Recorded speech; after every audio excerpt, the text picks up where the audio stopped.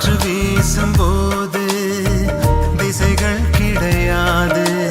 காதல் பேசும்போது மொழிகள் கிடையாது.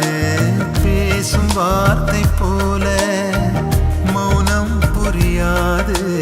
கண்கள் பேசும் வார்த்தை கடவுள் அறியாது. உலவி திரியும் காற்றுக்கு